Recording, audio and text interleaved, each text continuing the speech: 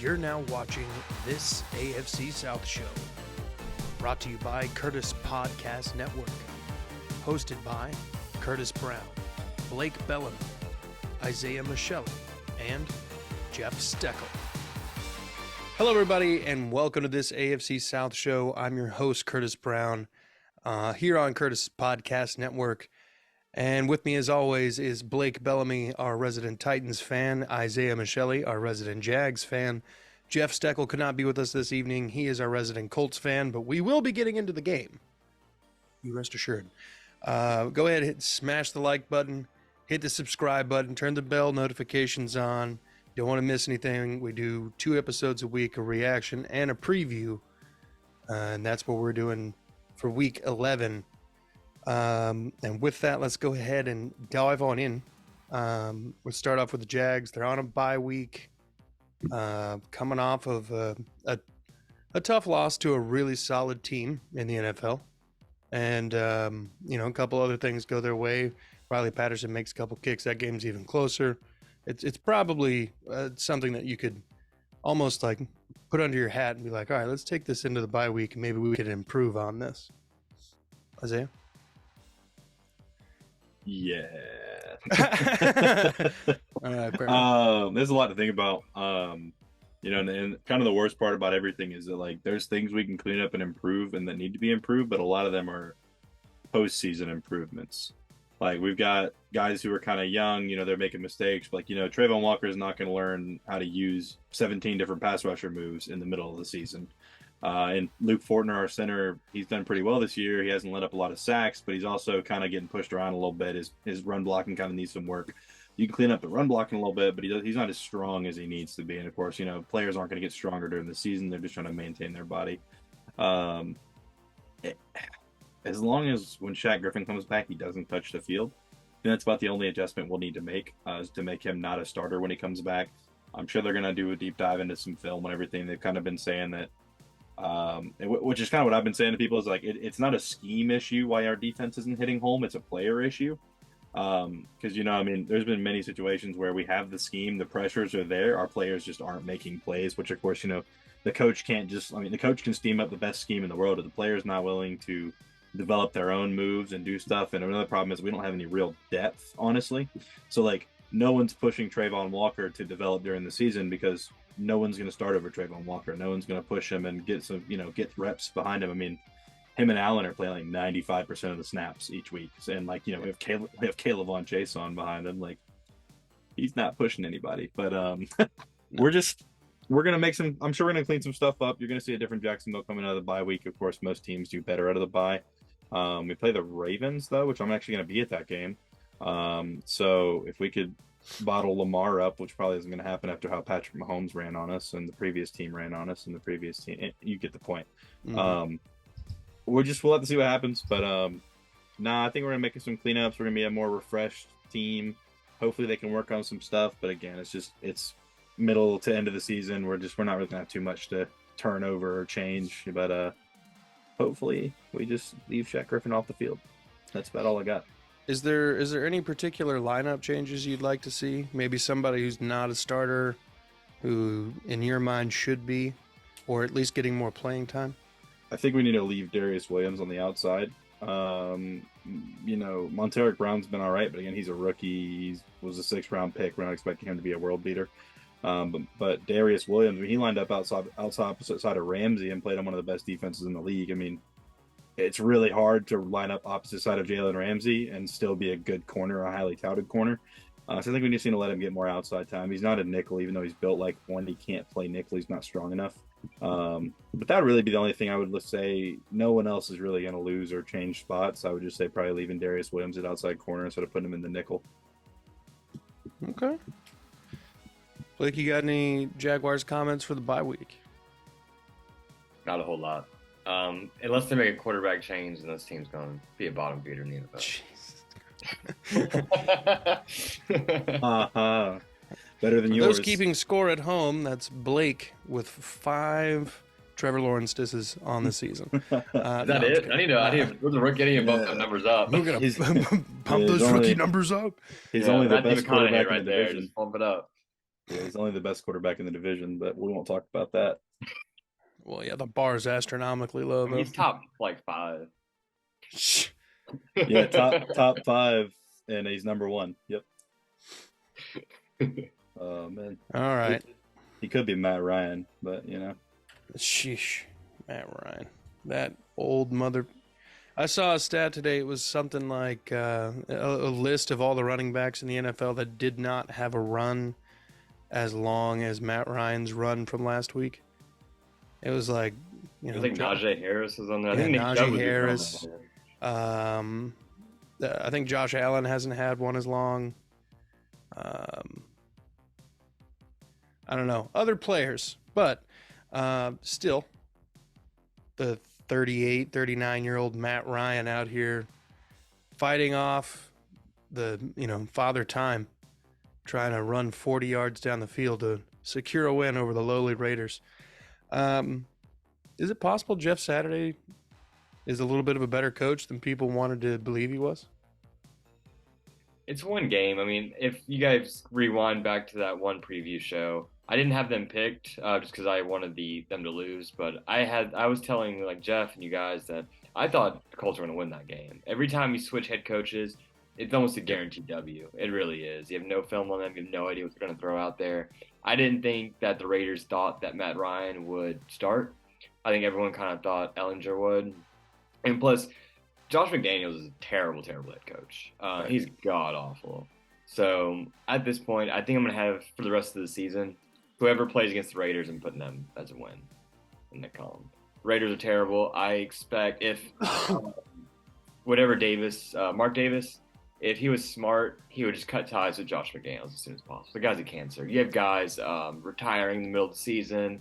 It's an embarrassment. It's a clown show over there. Even Brandon Marshall, his former player, when they were with the Broncos, was just saying like he's not a locker room guy, never has been, never will be. He's god awful. He's gonna be another one of those Patriots or Bill Belichick disciples that just pan out in the league. None of them have been good. You could say Vrabel, but he was never a coach underneath Belichick. He was just a player. So I don't think there's been a single one. I mean, Bill O'Brien did okay for a little while. I don't think Bill O'Brien was that bad of a coach. He was just a bad GM. Yeah. I think he might be so blackballed from the NFL that no one's going to really touch him. Because he's offensive coordinator over at Alabama or something like that? Well, yeah, and everybody hates him at Alabama. I'm about to say everybody hates him. So it's not even that he's doing well there. So while the Colts were able to give even more turmoil to the Raiders' season, Philadelphia's season is finally has a loss in the column. They're no longer undefeated. The last giant has fallen, and now they're playing the Colts, who look a little reinvigorated. From what I understand, the Eagles are supposed to be down a couple players. Jordan Davis from Georgia. So they brought in Ndamukong Suh. Are they bringing him? They signed him today. Yeah, Ndamukong Suh. Wow, I didn't see that. Yeah, Nice. it was around lunchtime or so. They signed Ndamukong Suh today. Yeah. Wow, okay. So they have Fletcher Cox and Hargrave, who I believe are also hurt. So they were down pretty hard right there. But I think this is Jeff thinks this is a really solid matchup. Let me just read exactly what he says. I think the Eagles are very beatable, and it's a home game for the Colts. Key is to keep Hurts in the pocket and get pressure. Unfortunately, Pay has been not participating so far, so it looks like he is unlikely to play. If the Colts are to win, which I surprisingly think they will, it's going to come down to the offense. They have to protect Ryan. They have to get JT going. They don't have to win if he doesn't hit 100 plus. Or they don't win if he doesn't hit 100 plus. Have to sustain drives and finish them. No huge sacks in plus territory or turnovers in the red zone, and no 3 and outs. Keep the Eagles offense on the sideline and dominate time of possession. Honestly, I thought that the AFC South has brought the most complication to the Eagles season so far. I mean, until the Thursday night game against the Texans, I think the team that had the biggest chance to beat Philadelphia was the Jaguars. They were in a one-score game. They kept it competitive. I think the Jaguars jumped out to a 2-score lead in the beginning. And then again, like they always do, the second quarter was a big points quarter for the Eagles. And then the Jags just really couldn't get out of the hole. But with the blueprint now officially stapled in place with the Commanders, I think we now know how to beat the Eagles. And I kind of agree with Jeff. I think this is definitely a game where the Colts have a shot here if they can come out and play complimentary football. Yeah, I think I have to agree. I don't think they'll win, but I wouldn't be shocked if they won. I think it would be closer than many people would expect. I just don't believe in Matt Ryan. I know he did look all right last week. I do feel like Jonathan Taylor is going to have to really just run the damn ball, man. We'll see if that happens. It does seem like Jeff Saturday, his coaching philosophy, even though it was very minimal, we saw one game versus Reich, it looks like Jeff Saturday has common sense. It looks like he's playing to the players' strengths, and that's what the Colts should have been doing from the beginning. The offensive line is my issue. There's a lot of talent there. I think it's bad coaching because you have the players there. I think they're just scheming wrong. I don't know who their offensive line coach is. I don't know if he left with Reich. But they need to do something there because they can't protect anybody. So, yeah, I think, if you follow Jeff's pointers, then I think that it is a winnable game. Curtis, as you mentioned, I think like week 3, it might be one of the most fraudulent teams, talking about the Eagles. And it's true, like, there's those memes going around that's like the Eagles road to, like their 8-1 record. And it's just like, they beat, Kirk Cousins in prime time. They beat PJ Walker, it's like all of these teams. And, I still don't really know what we have the Eagles. Their offense is very good. We'll see what their defense does. If the Colts come out and play good football, especially on the offensive side of the ball, they get a shootout. We'll see what happens. As of right now, my picks are always subject to change. But I do have Philadelphia winning this football game. I don't know what the spread is, so it depends. If I would pick them, but our picks are straight up money line. So as of right now, I'm going with the Eagles. Yeah, I'm gonna pull up the spread real quick. Isaiah, go. I think we're going to have a very similar game to previously in the season where Matt Ryan's just under attack the whole game. I think their offensive line is decent, but like Josh Sweat is coming off of a 93 or like 92, 94 grade last week. Like Josh Sweat had almost a perfect game last week. He's really come into his own. They have other guys in that line. Ndamukong Suh being there to plug up the middle is going to pose a lot of problems, especially with how big he is. It's going to be hard to see over the middle, making those over the middle passes like they like to do. And then, it's also going to pose a problem for Taylor. They've got a really good defense. I think they can plug up holes really well. Chauncey Gardner-Johnson is pretty solid on a lot of intermediate and short stuff because they put him in the slot and he comes up and he can take a tight end or he can take a Michael Pittman-sized individual and do some nasty things, knock the ball out. Right. I have the Eagles winning. I feel like this is going to be another case of just them getting after him. I mean, luckily they did put in Will Fries over Pryor. Yep. So there's that. I was wishing they would put French at center, but it is what it is. It's a winnable game for the Colts, but a lot has to go right. And as much as I think the Eagles aren't as good as they have been, I think that might have been like a one-game wonder, and it might be back to more or less the same now that the Colts are playing better teams. Because again, even against Jacksonville, the Raiders, they didn't have a single sack against us, and they have Max Crosby and Chandler Jones, who are supposed to be just amazing pass rushers and blah blah blah. It's they just weren't playing well, but I think they're going to get a lot of pressure, and it's going to be a hard fought day for the Colts if they end up winning that game. Yeah, the spread is 6.5. Of course, in favor of the Eagles. Yeah, I think the Eagles cover that easy. Yeah, I think I'm going to have to say that they're going to cover that one. If it was double digits, I may consider that more, but a touchdown, yeah, I think I'm going to go with the Eagles. I think I'm pretty sure I chose the Colts to cover that. I could see this being like a 5 to 3 point game. With that, let's go ahead and get into the Washington Commanders traveling down to Houston, coming off their big win over the Eagles, and Houston coming off another disappointing loss against a team that honestly, they had many opportunities to beat in that. Yeah, we were in the red zone 6 times and didn't score a touchdown. That's a problem. That's a big problem. Anyway, but the Commanders bring in a very particular style of offense. Ron Rivera and Lovie Smith are very familiar with each other. They basically instill the same culture, hard-nosed defense, run the ball with the offense, have a quarterback who is, mobile and can just kind of game manage. Is not going to put you in the Dutch just because he can't throw the ball very well. But this is also a low-key revenge game for Taylor Heineke.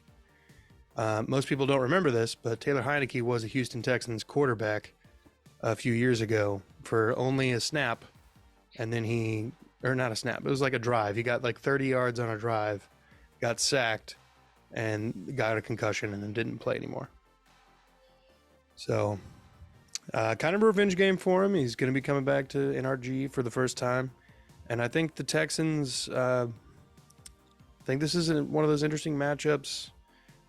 It's not a matchup where I'm just like, all right, this is a really good team. They're definitely going to overlook Houston. This is a bad team that kind of plays in the NFC, and there's not a lot of good teams in the NFC. So they end up kind of beating all of the scrub teams, and Houston's a scrub team. So. In all honesty, I think the Commanders will end up winning the game. But if Houston does find a way to do it, it's going to do it with Dameon Pierce and the offensive line establishing early and often. And it's going to have to be Davis Mills throwing absolute lasers across the field. The last couple of weeks, he's actually had, I would say since the bye week, he's had the best stretch of games all told. So, and that includes the Titans game. I mean, that Titans game was balls, but he's had 2 300-yard passing games since then. If he can just get the turnovers under control, there's a lot of times where he's just throwing the ball to try to make a play, and that's what you want him to do, but, sometimes the team is just not helping him. Kenyon Green got flagged for holding a lot. Laramie Tunsil got flagged for false starts a lot. The entire offensive line was getting worked by Dexter Lawrence Jr. So the Washington Commanders bring in a whole other defense that is absolutely stacked to the brim of just elite talent on the front seven. So I think it's going to be a tough battle. I don't see it being a lot of points. I could see it being lopsided, but still only have like a total of 23 points in the game. So with that, I'll open it up to you guys. Yeah, I feel like this might be all defense. If I like Taylor Heineke, but if you look at his numbers, I mean, he's getting a lot of credit just because, he's a winner. He's a guy that's just like get the job done kind of dude. If you look at his numbers, I mean, leaving last week with that win, man, he didn't do anything. He had one interception, 1 fumble, no touchdowns. So it's just like he's a game manager. They have some good running backs. I would like to see more of Antonio Gibson, not just because I'm a fantasy owner, but I think he's their best running back on the team. The guy can catch, he can run, he makes good reads, he's elusive, he's hard to tackle. He's a complete back. I'd like to see more of him. It seems like they never give him the ball until the fourth quarter, and shocker, he does very well in the fourth quarter. Won't they just, sprinkle that in the first 3 quarters of the game? I like to see that. I have the Commanders winning this football game.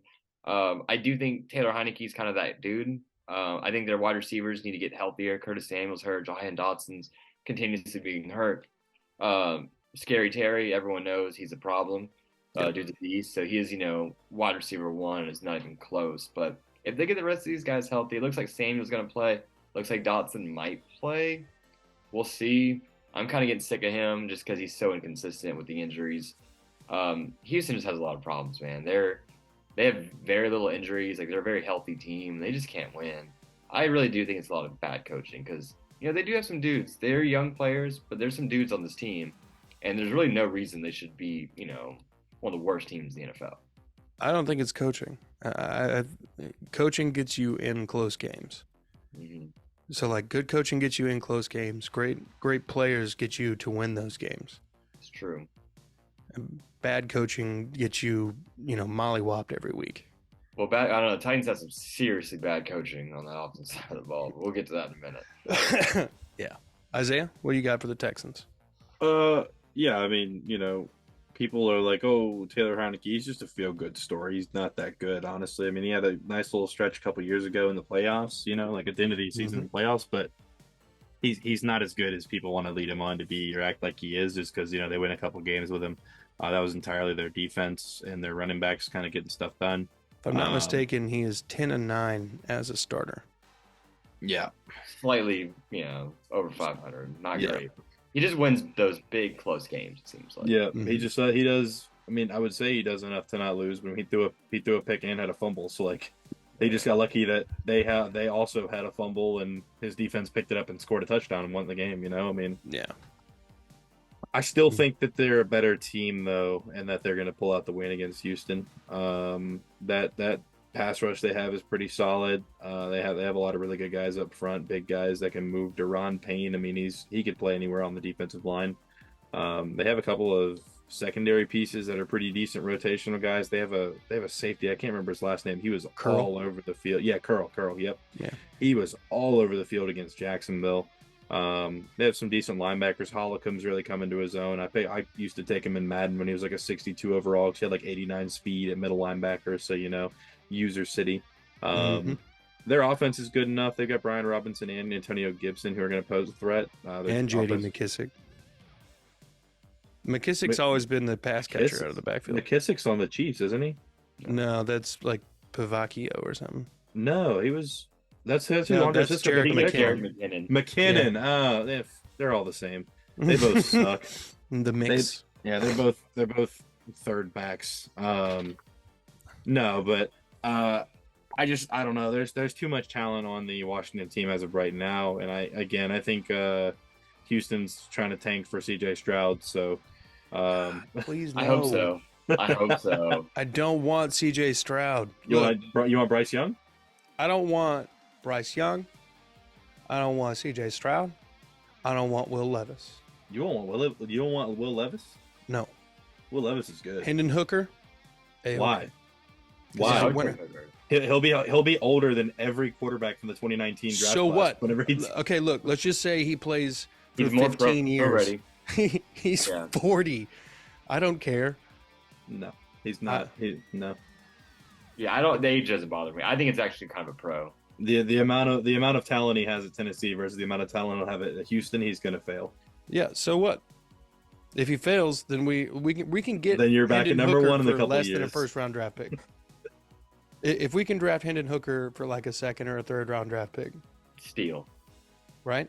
Well, yeah, if you can get him in the second or third round, but I think that's probably what would happen. It's not draft talk, all right, guys. Look, the Houston Texans are trying to get the number 1 overall pick. They're going to trade back to like number 3 and pick up Christian Harris out of Alabama or Jalen Carter or whatever. Because they just love drafting defensive players. We all know it. We've all seen it every year. Sir. Huh? What are you talking about? You said Jalen Carter, the Christian Harris and Jalen Carter, the 2 players from Alabama, or one from Georgia, one from Alabama. Christian Harris is on the team already. Is it Chris? Oh, well, who's the other one? The new one? Are you talking about Anderson? Anderson kid? Will Anderson, whatever. They're all the same. Anyways, like if it's an Alabama player, they all have the same skill level at the same position every single time. It doesn't matter, and they peak in college, and they're never good in the NFL. Anyways, we got less than a minute left. I know. I'm done. Houston's gonna lose. That's it. Davis Mills is bad. I'm sorry. All right. So let's get into the Titans game. They're coming up to Lambeau. They're going to be kicking off here in just a matter of minutes. So there's a lot of turmoil going on in the injury department. Blake, fill us in. So Derrick Henry's not hurt. I think that's about it. Yeah. That's about it. That's about right. Everyone's like, it's not even no point even going over the injury. Literally everyone's hurt. Just assume they're all injured. Half the team's on IR, the other half are just ineligible. So the Titans are the real life replacements. Last year they broke the record for the most injured players. This year they're going to probably stomp that record. It's bad. My biggest issue is the offensive side of the ball and just in general, which is everyone's. Like right now, they are last in yards per game and by a pretty decent amount. They're 26th in points with only like 18 points per game. And then they're 31st in passing with like 148 yards per game. Yeah. It's embarrassing. Rushing, doing pretty well. I really just got to run the football, play action. Please, for the love of God, use play action. If Jeff Swaim starts this game, I'm probably gonna kill myself. He's so bad. I went to the game. I was at the Titans Denver game, and he had a wide open pass that if he was any bit of athletic, it would have been a touchdown. But for Jeff Swaim, they would have at least got 15, 20 yards. And he dropped wide open because no one covers him because no one's going to cover that guy because he doesn't have a catch. They say his big selling point is a great blocker, but I've never seen that. He's constantly getting pancaked and allowing pressures. Jeff Swaim's terrible. Not only is he our tight end one, he does not need to even be on the practice squad. He's so bad. He's got to go. I'm sick of him. Done. Wash my hands. Get out of here, Jeff Swaim. Chigo Okonkwo, the rookie, super athletic, super good. Every time they pass him the football, it's first down. Austin Hooper, great tight end. Please start using our tight ends. They're good. Besides Jeff Swaim, wide receivers, they're all terrible. I don't even want to talk about them.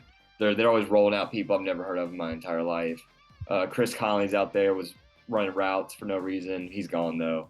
They cut him, so bye. The offensive line's terrible.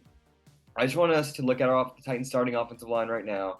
I want to compare them from last year. We got Dennis Daly at left tackle. He was a swing tackle for the terrible Carolina Panthers last year. Left guard, Aaron Brewer, who's not playing left guard today. I'll get into that in a minute. He was a backup guard, undersized. He's about the size of me. He's terrible. Center, Ben Jones, great, no problems with him, but he's not starting today. It's Aaron Brewer, who doesn't know how to play center. He's terrible. Every time he comes in, it's a fumble. So see at least one fumble today because of a bad snap. Right guard, Nate Davis, he's okay, but he's always injured. Came out of Charlotte as his college, so D2 guy. And then right tackle last year, he played in college. Right. He has been pretty good this year. Third round pick, Nicholas Petit-Friere. He's good. I like him. I'm happy with him. But they had Corey Levin that was supposed to be playing today at center with Ben Jones being out. But about 20 minutes ago, they ruled him as not the starter. So Aaron Brewer, who's terrible, is going to start center. So again, expect fumbles. Left guard, though, that is going to be Dylan Radins. He was the second round pick last year, and he's terrible. God awful. So we'll see what happens there. I feel bad for Derrick Henry. The fact that Derrick Henry is like second in the NFL rushing is incredible because he has absolutely nobody blocking for him. So that's the offensive side of the ball. It's terrible. Todd Downing's got to go. Like, again, I've said this every single podcast. He's god awful. He has to go like now. If they fired him right now, I'd be happy with it. Even though we're 10 minutes before kickoff. And defense side, Jeff Simmons is playing today, so I'm happy about that. The defense, I have no complaints, man. In the very beginning of the season, they looked rough when it came to corners, but Elijah Mitchell has really came into his own. He is playing pretty good football. So he's playing very, very well. Christian Fulton, whenever he's healthy, which is, it's a toss-up, he's very, very good. Elijah Molden came back last week, looked rusty, got hurt. He's out of the game again. Thank the Lord, Caleb Farley's gone. He is on injured reserve. He, I guess, got hurt stretching and broke a hip. So he's done for the year. And I expect him to no longer be a Tennessee Titan after this season. He's a waste of money, waste of a roster spot. I'm glad he's gone. I have no sympathy for that guy. And safeties, I think Amani Hooker got rolled out. Kevin Byard is, again, at free safety, like always having to do cleanup duty this year. And KB, no issues with him. He's amazing. Andrew Adams, who's been playing very well for Hooker, is looking really, really good. So I'm happy with the defensive backs.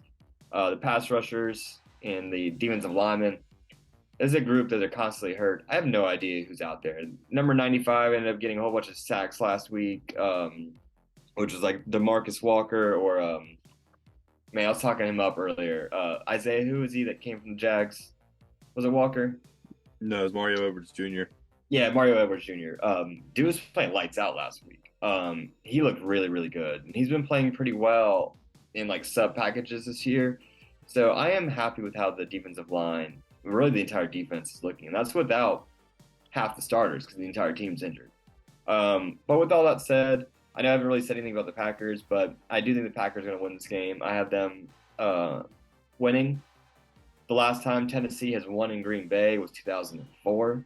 Steve McNair or Billy Volek. I can't remember who started that game because I was just a little 10-year-old little Nino. And it's been bad. Every time Tennessee goes to Green Bay, we get just donkeyed. So I don't expect Tennessee to win this game. I'd be happy, of course. So I hope I'm wrong in my prediction. I think it could be close. Doubt it. If we have to go into a shootout with Aaron Rodgers, I'm betting on A-Rod every single time. I haven't bet against the Titans in a while. I think it's probably since like week 3 because I was 0-3 in Titans games last year. Or this year. But we'll see. I have Green Bay winning this game. I hope I'm wrong, but I hope it's Green Bay. Or I hope it's Tennessee. Yeah. Isaiah? It's just Green Bay is so bad, and They are. Tennessee has, despite Tennessee's record, Tennessee's been bad this year. Yeah. I mean, Henry does Henry things. Henry's best blocker is his right and left hand is his second. Yeah. He just, it's amazing that he can do all that with the amount of help that he doesn't have. I'm just concerned that he's probably, I'm concerned there could potentially be some injury concern. Being overused like that, being hit immediately every play. He's taking a lot of big hits that he doesn't need to take, especially whenever your offensive coordinator runs the exact same play, just right up the middle, 15 times a game. Can I interject real quick? I'm sorry. Go ahead. Every 1st and 10, Derrick Henry's getting the football. Broncos fans that were sitting beside me and behind me were like, oh, it's 1st down, Derrick Henry's getting the football. Fans should not predict this Titans offense. Defensive coordinators must love playing against Todd Downing. It's so annoying. I'm going to mute myself because I'm just... Yeah, so I mean, that's the only thing I'm really worried about there. The Packers, Christian Watson had a really good game last week. He was somebody that kind of came as a surprise. It's going to be something to look out for because he's very fast. And, that's going to be something where they're probably going to have to shadow Byard over him when he goes deep, because if not, I don't know that anybody else on the team is going to be able to handle him past about 10 to 15 yards. They're going to have to kind of wall him off and zone him out and just make sure that, he doesn't get higher than the highest man. Really not much more about that, though. I mean, both teams have been pretty disappointing in terms of what they should have been. Both have been dealing with some injuries. I know Randall Cobb just got activated off of the IR today. So he'll probably be playing in that game as far as it looks. That'll be it's a target that Rodgers is comfortable with. But I mean, again, it's going to be, I think this one's going to be kind of a battle of who loses the game, not exactly who wins the game. But we'll just have to see. So I don't really have high expectations score-wise. It's either going to be a really high-scoring game or it's going to be a defensive game. There's not going to be like some 17-21, or it's either going to be like 30-40, or it's going to be like 9-12 at the end of the game. Like, it's going to be kind of a God, please don't let it be 9-12. I can't do it. More of the same of Thursday night football. As for me, I think the Packers have a decent chance to win this game if they exploit the offensive line weaknesses of the Titans. I mean, obviously, I feel like the best option for this game is the Titans to win. But, this is a Packers team that just beat the Cowboys, who are able to put up points when they need to. And while Dak Prescott and generally the entire NFL have not been putting up the same kind of numbers that they usually do, this is a Packers team that had to come back down from 14 plus against the Cowboys to get that win. They're in desperation mode at this part of the season. I think they've already lost to the Vikings at least once. And if they've lost to them twice, then they have to basically win out to try to get the division. And they're going to have to hope that the Vikings, mess around and lose. But I think this is a make or break game for the Packers. They kind of need this one a little bit more than the Titans do. The Titans have some separation between them and the Colts. I don't necessarily think the Colts are going to a guaranteed to get that dub against the Eagles, but they're definitely beatable. But I don't know. I just think the Packers need it more. I don't necessarily think that they're the better team, but I think it's just right now. I think it's who needs it more and who's got better available, and what weaknesses. Like, the weakness for the Titans offensive line is a strength for the Green Bay Packers defensive line. Kenny Clark is going to eat. Kenny Clark is going to be living in the center left guard gap. What's shocking though with Tennessee is, Tannehill and Malik Willis, as bad as his offensive line is, they don't really get sacked very often. They get hit a lot, but they really don't get sacked. Like, it's, say what you want about Tannehill, he really is good at protecting the football. He's good about not getting hit, and he really is. He reminds me a lot of Jimmy Garoppolo. Like, they're both very winning quarterbacks, and I'll take that. I don't know what Tannehill's record is in Green Bay, but it's gonna be cold, man. I just looked at the weather. It's 26 degrees right now in Green Bay. Yeah. And it's going to be cold, and I think it's going to be a low-scoring game. I don't know which one of you guys said that exactly, but I would expect it's like a 12-13 type thing. Like, I almost predicted the Titans score dead on. I said it was going to be 10-16. I don't remember what it was exactly, but it was pretty close to that. 14-10. Yeah, 14-10, and I do kind of expect something like that again. Just Tennessee can't score, man. We have no offense, so the only way we're going to hit 20 points is if the defense at least gets one touchdown, which that wouldn't be too shocking with how bad Aaron Rodgers has been. He loves throwing it to the opposing team this year. And I'm not afraid of Christian Watkins. And I think that for the fact that Randall Cobb's coming back is going to be better for the Titans, because I think he's going to force some passes too. And he's probably not 100% Randall Cobb today.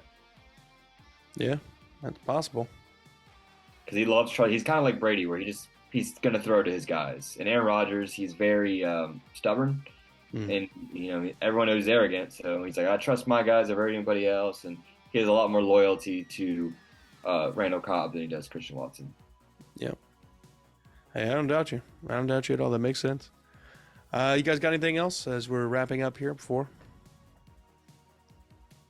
Come here for me. One thing to look forward to, or not look forward to, God no. One thing to look out for is kicker news. So Randy Bullock is hurt. Josh Lambo. So Josh Lambo is going to be in Lambeau.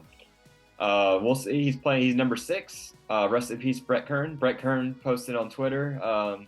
He shared something Buck Rising. Shout out Buck Rising. He was on the show. He shared something Buck Rising posted about Josh Lambo wearing number 6. Then Brett Kern was just retweeted it and was like, not gonna lie, this is very eerie, or something along those lines, and it feels weird. So hopefully the game does not have to rely on Josh Lambo.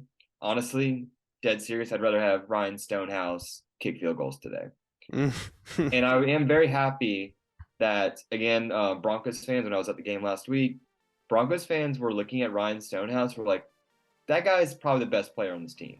And I've been saying that all season. Ryan Stonehouse is that dude. He's, again, the AFC player of the week. He is player of the month, and he is player of the week last week. Yeah. Dude is just lights out. And he can flip a field like it's nobody's business. And watch out that leg, man. That dude, he's on his way to be an all-pro this season. Hey, man, I told you. Everybody was saying that, the only reason, you don't bring in a young guy like that and keep him as long as they did in camp with a veteran like Brett Kern in your back pocket. You don't do that unless that kid is he's that dude. Brett Kern said in mini camp, so in May, he said, this guy kicks balls like I've never seen anybody else. And that was a 16-year vet was saying that about a rookie coming out of Colorado State. So it was high praise from Brett Kern. And if someone's talking about punting footballs, I'm gonna listen to him. Yeah, and Pat McAfee. Those are the dudes. Those are the goats when it comes to punters. And I'm getting me a Ryan Stonehouse jersey, man. That's the next jersey I'm buying. I'm gonna buy an away Ryan Stonehouse jersey, because my other away jersey is AJ Brown, and he's on the team. Rest in peace. R.I.P. How much you want for it? No, I'm kidding. No, I won't get her. I still have my Kendall Wright I wear proudly, and I still wear my Marcus Mariota proudly. Yeah, Um, I'd be snagging those jerseys when people leave teams. Like people sell them on Facebook for like 20-30 bucks, the nice ones. I'm like, hey, I Andrew look Luck for those on jersey. Marketplace. Yeah, I'm looking. If anyone listening, I am looking for a Drew Bennett, which I saw Drew Bennett one the other day. Not at a Titans game. It was at the Mapco. I saw a. I'm looking for an Eddie, and I'm looking for a Steve McNair too. The reason why Eddie Drew Bennett is he was one of my first receivers I started like watching with the Titans. That's why. Yeah, Nice. he was he was one of my favorite receivers growing up too. Yeah, he would just like he'd oddly put up like a 200-yard game, and then you wouldn't hear from him for like a month, and then he'd do another one. Mm-hmm. So it was just like, all right, he plays when he wants. Shows up once a month like a menstrual cycle. Yeah. Anyway, let's get. You should call him Drew Bennett. Period. Let's wrap it up from here, boys. You got any final comments at all? Tighten up. Let's go. Let's ride. The Titans won't sweep us this year. The what? The Titans won't sweep us this year. Oh, Do we play the next game in Jacksonville or it's Tennessee? I think the first one is in Jacksonville, and the last. Oh yeah, we haven't played you guys this year. Yeah, you're right. No, we haven't. And I'm pretty sure Week 13 is in Jacksonville. I keep thinking we beat you guys already. Nope. That's just muscle memory. Normally, yeah, but I don't know. We might sweep you. I don't know. I think Houston. We're gonna tie it. I think you guys will be. Next time. Week 14 is in. Week 14 is in Tennessee, so y'all probably take that one. But I think we're going to get y'all at home this year. We'll see. I'm excited for that. Jags 8 week. We'll be delayed for a few more weeks, but I'm ready. It's always Titans 8 week, but you know. Gotta hate the best, man. I hate it too. It's really because of the rest of your fan base, not because of the Titans themselves. Are the Titans fan in your experience? Are the Titans fans bad? Really? Titans fans, literally Titans fans and Colts fans, especially like the AFC South chat, like all the stuff that I'm in. It's like Titans fans, Colts fans, Henry and JT, rah rah, we hate each other, and then like you comment on anything, and they're like, Jags fans exist. Every single dude. Same with the Texans fans. Texans fans. Oh, Texans fans. Then they're like Colts and Titans fans are over there doing the fucking like arm around the kick dance, and they're drinking with each other, and it's like, haha, JT and Henry, haha. It's like, haha, ETN's better than JT, but yeah, haha, like, haha, Damian Pierce, haha. But no, I mean, no, they're pretty obnoxious. Normally, it's just like Titans or Texans and Jags fans, like. But I mean, what's funny though is like have many fans. That's kind of shocking to me. Titans really, they don't have a whole lot of fans. It's funny though because like this year, Titans and Colts fans have been like, oh, even Jacksonville's better than the Titans, or oh, even Jacksonville's better than the Colts. They're like using us to be like your team's bad, and this is why. And it's like, leave us out of this, bro. We're just bad. We're just hoping to improve. That's it. Like, yeah. I like a lot of Jags fans. Not just because you're here. I'm a big fan of Jags fans. Texans fans, they're kind of hit or miss. Colts fans, most of them I dislike. I'm a big miss. Yeah, Jags fans are a lot of the Titans because we sucked for so long. Titans fans, I think we're finally getting some energy. Like, oh, now we can talk crap to other teams. But even when the Titans were 2-14, man, I was still talking crap because Titans still had like Chris Johnson and stuff. So I was like, at least got the best running back. Yikes. All right, well, folks, thanks for watching. This has been the 74th episode of this AFC South show. Blake, Isaiah, thank you for coming on. Thank you all for watching. Hit the like and subscribe button. We're still on the hunt for 1,000. We only need 880. So go ahead, hit the thing. Share with your friends if you know any Titans, Texans, Jags, or Colts fans.